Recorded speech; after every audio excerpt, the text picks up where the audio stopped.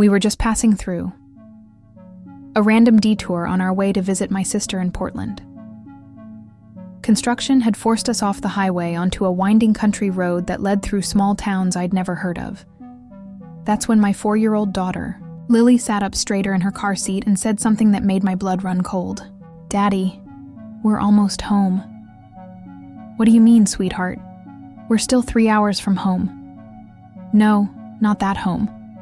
My other home. The one where I lived before." I looked at my husband David through the rearview mirror. We had never been on this road before. We had never visited this part of the state, but Lily was staring out the window with the intensity of someone recognizing familiar territory.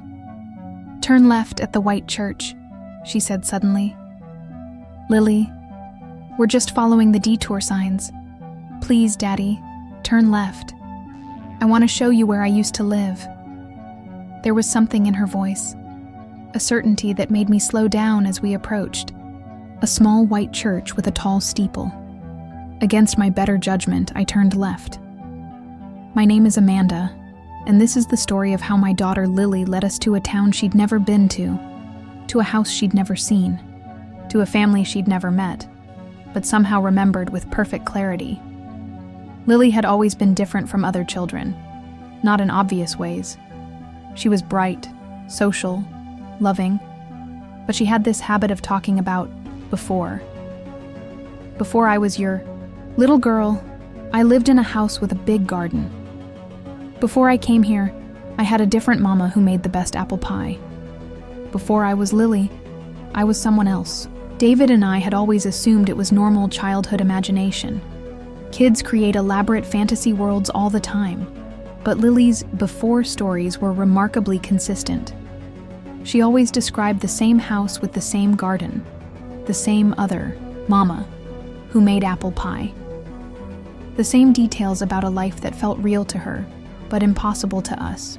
"Tell me about your other house, Lily," I would say, humoring what I thought was make-believe. It was yellow with white shutters, and there was a big oak tree in the front yard with a swing. I used to swing so high I could see the whole town. "What town was it?" "I don't know the name, but it was small and everyone knew everyone. And there was a river that ran right through the middle." "Who lived in the house with you?" "Mama Grace and Papa Jim, and my big sister Nancy, who was really good at piano." Mama Grace, Papa Jim, Nancy. Always the same names, always the same relationships. "What did you look like in your other house?" "I had brown hair instead of blonde, and brown eyes, and I was taller than I am now." Lily had blonde hair and blue eyes like David, but she insisted that in her other life, she had looked completely different. "What was your name in the other house?" "Dorothy. But everyone called me Dot." Dorothy, not Lily. A completely different identity that she carried with the confidence of lived experience. The details became more elaborate as she got older. She described helping Mama Grace in the garden, planting tomatoes and sunflowers. She talked about Papa Jim's job at the hardware store and how he always smelled like wood and metal. She mentioned Nancy's piano recitals and how proud the whole family was of her musical talent. She described a pet dog named Rusty who slept on her bed and followed her everywhere. "What happened to Rusty?" I asked once. "He got old and sick. We had to put him to sleep and I cried for days." "What happened to your other family?" Lily's expression would always grow sad when I asked this question. "I got sick too. Really sick. And I had to go to the hospital for a long time." "What kind of sick?" "The kind that makes your bones hurt and your hair fall out." "Cancer." My 4-year-old was describing dying of cancer. "Were you scared?" "A little. But Mama Grace held my hand the whole time. She said I would be okay, even if my body stopped working." "What happened next?" "I went to sleep for a really long time, and when I woke up, I was in your tummy, waiting to be born." The matter-of-fact way she described death and rebirth was both beautiful and unsettling. But it was just imagination, right? Just the elaborate fantasy life of a creative child. That's what I told myself until the day we took that detour through small town Oregon. Turn right at the red barn, Lily instructed from her car seat. I looked ahead and saw a weathered red barn exactly where she said it would be. How did you know about the barn, Lily? Because I used to walk past it every day, on my way to school. You've never been to school here, sweetheart. Not as Lily. But Dorothy went to school here. I turned right, following her directions more out of curiosity than belief. Now straight for a while, then turn left when you see the big white house with blue trim. We drove for about a mile through rolling farmland before I saw it. A large white house with blue trim, exactly as she had described. There it is! Lily exclaimed, bouncing in her seat. Mrs. Henderson's house. She used to give me cookies when I walked home from school. Mrs. Henderson, another specific name, another specific relationship. I turned left, now completely committed to seeing where this would lead. The town is just ahead, Lily said confidently. You'll see the river first, then the main street with all the shops. Sure enough, we crested a small hill and saw a picturesque town spread out below us. A river ran right through the center, just as Lily had always described. Welcome to Millbrook, read the sign at the town limits. Population 2,847. That's it, Lily shouted. That's my town. That's where Dorothy lived. Millbrook. I had never heard of it before, but Lily was acting like she was coming home after a long journey. Drive down Main Street, Mama. I want to see if everything is still the same. We drove slowly down the main thoroughfare of this small Oregon town. Lily provided a running commentary from her car seat. There's the hardware store where Papa Jim worked. And there's the library where Nancy and I used to read books. And look, the ice cream shop is still there. She was pointing to specific buildings, naming their functions, describing them with the familiarity of someone who had spent years in this place. Turn right at the post office, she instructed. Our house is 3 blocks down, on the left. Our house. Not Dorothy's house. Our house. Like she still belonged here. I turned right at the post office, my hands shaking on the steering wheel. What? Were the odds that a 4-year-old could accurately navigate a town she'd never visited?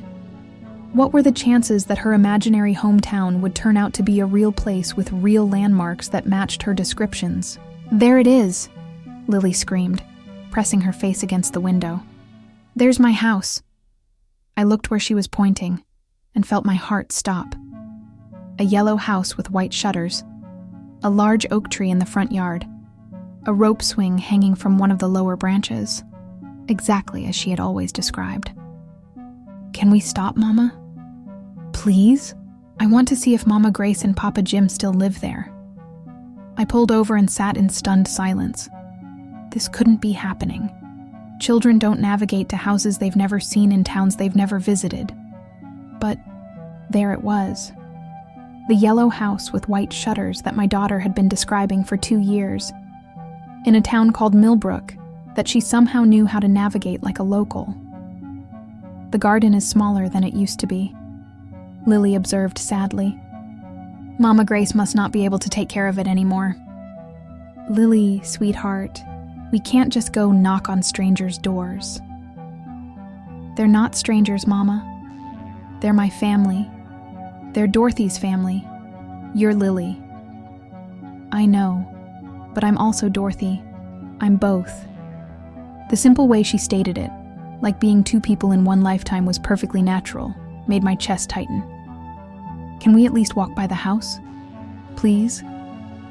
Against every rational thought in my head, I agreed. We got out of the car and walked, slowly past the yellow house. Lily stopped at the front gate and stared at the building with longing. The porch looks the same, and the flower boxes under the windows. Mama Grace always planted petunias in those boxes. I looked at the flower boxes. They were indeed filled with petunias. And see that window on the 2nd floor? That was my room, Dorothy's room. I could see the whole town from up there. Lily, we should go. Look, someone's coming. An elderly woman had emerged from the house and was walking toward us, She was probably in her 70s, with gray hair and kind eyes. She wore a gardening apron and carried a watering can. "Can I help you folks?" she asked pleasantly. "I'm sorry," I started. "We were just driving through and my daughter wanted to see Mama Grace." Lily had broken away from me and was running toward the elderly woman. "Mama Grace, it's me. It's Dorothy." The woman dropped her watering can. It hit the ground with a metallic clang, water spilling across the sidewalk.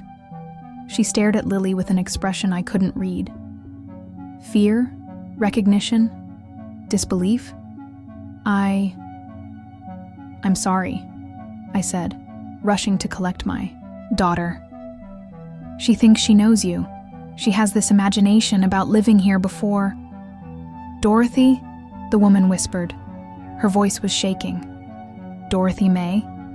Dorothy May Lily had never mentioned a middle name before, but she nodded enthusiastically. "Yes, Dorothy May. That's me. Well, that's who I used to be. Now I'm Lily." The elderly woman sat down heavily on her porch steps. "This isn't possible," she murmured. "Ma'am, I'm so sorry. We'll leave. What did you say your name was, little one?" "I'm Lily now. But before, when I lived here, I was Dorothy. I was your little girl. My Dorothy died 8 years ago."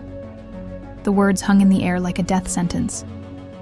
"I know," Lily said gently. "I remember being sick. I remember the hospital. I remember you holding my hand." The woman started crying. "You can't know that. You can't possibly know that. You used to sing to me when I couldn't sleep, the song about the mockingbird." "Hush, little baby, don't say a word. Mama's gonna buy you a mockingbird," the woman whispered. "That's the one. And you made the best apple pie in the whole world. You taught me how to roll the dough." Dorothy loved helping in the kitchen. I still love helping in the kitchen. Some things don't change when you get a new body. The elderly woman looked up at me with tear-filled eyes.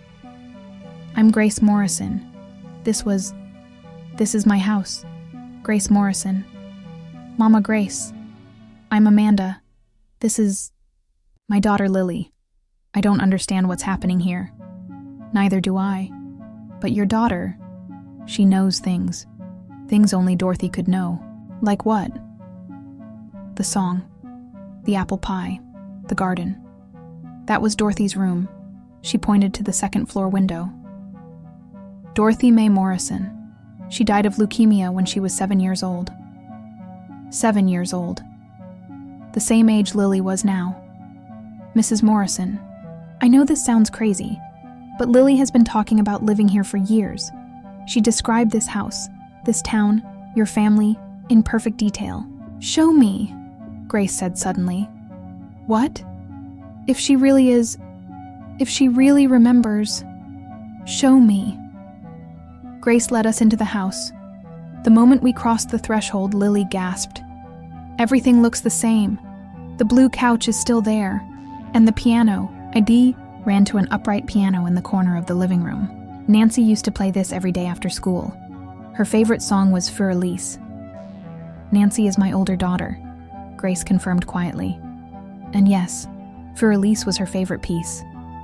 Lily climbed onto the piano bench and began picking out a simple melody with one finger. Not Für Elise, but something else. Something I had never heard her play before. "That's Mary Had a Little Lamb," Grace whispered. "That's the first song I taught Dorothy to play." "I remember," Lily said excitedly. "You put stickers on the keys so I would know which fingers to use." Grace checked the piano keys. There were indeed small, faded stickers on several keys. "Can I see my room?" Lily asked. "Dorothy's room," Grace corrected gently. "My room when I was Dorothy." Grace led us upstairs to a small bedroom at the front of the house. The room was exactly as a 7-year-old had left it. A single bed with a patchwork quilt. Bookshelves filled with children's stories. A small desk by the window, and on the bed, a worn stuffed rabbit. "Mr. Bunny," Lily squealed, running to the stuffed animal. She picked it up and hugged it like she was reuniting with an old friend. He was my favorite. I slept with him every night. Dorothy never went anywhere without that rabbit, Grace said. More tears, flowing. When she was in the hospital, Mr. Bunny was right there with her. He helped me not be scared, Lily said, still clutching the stuffed animal. Even when the medicine made me feel sick, Mr. Bunny made me feel better. Grace sat down on the bed next to Lily. Can you tell me about the hospital, sweetheart? It was big and white, and everything smelled like cleaning stuff. There were lots of other sick kids there. Some of them got better and went home. Some of them came with me to the place where you wait to be born again. The place where you wait to be born again? Lily nodded seriously. It's like a big school where they teach you about your next life. You get to pick your new family and learn about the lessons you need to learn. Why did you pick your new family? Because Mama Amanda and Daddy David needed a little girl who would love them very much. And because I needed parents who would help me remember Dorothy without being scared. Are you scared now? No. Because now I know Dorothy is still part of me. I don't have to choose between being Dorothy and being Lily. I can be both. Grace looked at me with wonder. I prayed every day for 8 years that Dorothy was okay. That she was happy wherever she was. I never imagined that she might come back. That she might come back and let me know she was all right. We spent the next 3 hours in that house. Grace showed us photo albums filled with pictures of Dorothy Mae Morrison, a little girl with brown hair and brown eyes who looked nothing like my blonde, blue-eyed Lily, but who smiled the same way, who held her head at the same angle, who had the same expression of curiosity and joy. That's me feeding the ducks at the pond, Lily said, pointing to one photograph. I loved those ducks, especially the big white one named Charlie. How do you know the duck's name was Charlie? Grace asked. Because I named him. He was the biggest and the friendliest. Grace nodded, crying again. Dorothy did name that duck, Charlie. He lived at the pond for 12 years. Died just last winter. I bet he's waiting for me in the place where animals go when they die. Grace showed us more photos. Dorothy's 7th birthday party, just 2 months before she got sick. Dorothy helping in the garden, her hands covered in dirt, and her face beaming with pride. Dorothy and Nancy at a piano recital, both dressed in white dresses. Where's Nancy now? Lily asked. She's married and lives in Seattle. She has 2 little girls of her own. I'd like to meet my nieces someday. Your nieces? Dorothy's nieces. My nieces. Family is family, even across lifetimes. Grace called Nancy that evening. You're not going to believe this, she told her daughter. But I think Dorothy came to visit me today. I could hear Nancy's voice through the phone, expressing disbelief and concern for her mother's mental health. I know how it sounds, Grace said, but this little girl knew things only Dorothy could know. Put her on the phone, Nancy's voice said finally. Grace handed the phone to Lily. Hi, Nancy, it's Dorothy. I couldn't hear Nancy's response, but I could see Lily nodding and smiling. I remember when you won the piano competition in Portland. You wore the blue dress with the white collar, and you were so nervous you forgot to bow at the end. Another pause, and I remember when you taught me to braid friendship bracelets. Mine always looked messy, but you said they were perfect because I made them with love. The conversation continued for 20 minutes. When Lily handed the phone back to Grace, I could hear Nancy crying on the other end. Mom, that little girl just told me things that only Dorothy and I knew. Private things, sister things. How is that possible? I don't know, honey. But I think our Dorothy found a way to come home. We stayed in Millbrook for 3 days. Grace insisted we stay in the guest room, the same room where Dorothy's grandparents used to sleep when they visited. It feels right having Dorothy in the house again, she said, even if she's not quite the same Dorothy. Lily spent those 3 days reacquainting herself with her former life. She visited Dorothy's old school and recognized her first-grade teacher, Mrs. Patterson, who still worked there. "Little Dorothy Morrison," Mrs. Patterson said when Grace introduced Lily. "She was one of my favorite students, such a bright, curious child." "Do you remember me?" Lily asked. Mrs. Patterson looked confused. "You look familiar, sweetheart, but I don't think we've met." "I used to sit in the third row, by the window. And I had trouble with math, but I was really good at reading." Mrs. Patterson's expression changed. "How do you know where Dorothy sat?" "Because I was Dorothy. I'm just in a different body now." Mrs. Patterson looked at Grace for explanation. "It's a long story," Grace said, "but this little girl has Dorothy's memories." "That's impossible." "I know, but she's been telling me things all weekend that only Dorothy could know." Lily walked over to a specific desk in the classroom. "This was my desk, and I carved my initials in the corner when I was bored during math class." She pointed to a spot on the desk where, indeed, DM was faintly carved into the wood. Mrs. Patterson sat down heavily in her chair. "Dorothy did carve her initials there. I never had the heart to have it sanded off after she passed." "It's okay," Lily said gently. "I don't mind that you kept them. It's nice to know Dorothy was remembered." We visited the pond where Dorothy used to feed the ducks. Lily talked to the current ducks like she was greeting old friends. "These are Charlie's kids and grandkids," she told me confidently. "They have the same white feathers he did." We walked through the downtown area, with Lily pointing out changes that had occurred since Dorothy's death. "The hardware store where Papa Jim worked is a coffee shop now," she observed. "That's sad. Papa Jim loved that store." "Where is Papa Jim now?" I asked Grace. "He died 2 years after Dorothy. The grief was too much for him. He just gave up." "He's okay now," Lily said with certainty. "He's in the place where you wait. He said he might come back as a grandpa for someone who needs one." "You've talked to him?" "Sometimes. When I'm sleeping. He says he's proud of how brave I am." On our last night in Millbrook, Grace made apple pie. "Dorothy's favorite," she said. Lily helped roll the dough, just as Dorothy had done years earlier. "Your hands are smaller now," Grace observed, "but they remember how to do it," Lily replied. "Muscle memory works across lifetimes."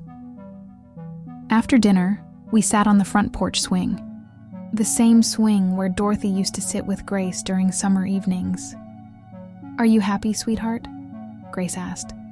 "In your new life?" "Very happy. Mama Amanda and Daddy David love me so much. And they let me remember Dorothy without thinking I'm crazy." "Do you miss being Dorothy?" "Sometimes. I miss you and Papa Jim and Nancy. But I know I'll see you again. In another lifetime? Maybe. Or maybe you'll come visit me in my dreams. Or maybe when it's time for me to wait to be born again, you'll be there to help me pick my next family. Would you like that?" "I'd love that.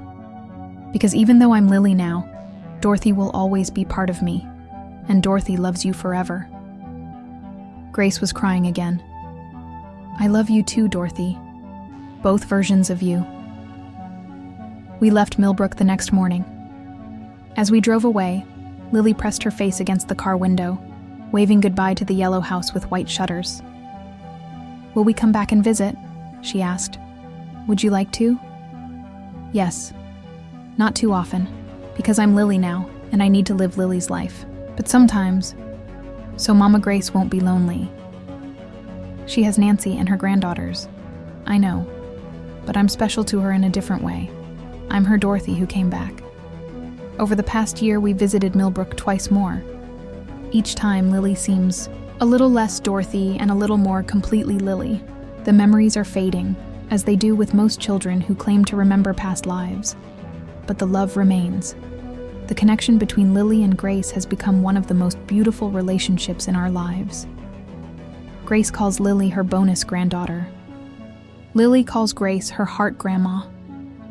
She's not Mama Grace anymore, Lily explained to me recently. She's Grandma Grace, because I'm not Dorothy anymore, but Dorothy's love for Grace is still in my heart. Nancy has visited us twice with her daughters. She treats Lily like the little sister who came back from the dead. I don't understand how it's possible, she told me. But I know it's real. That little girl knows things about Dorothy that no one else could know. Do you believe in reincarnation now? I believe in love that survives death. Whatever you want to call it, that's what this is. Last month, Lily asked if we could plant a garden at our house. I want to grow tomatoes and sunflowers, like Dorothy did with Mama Grace. We spent a weekend preparing soil and planting seeds. Lily worked with the focused intensity of someone who had done this many times before.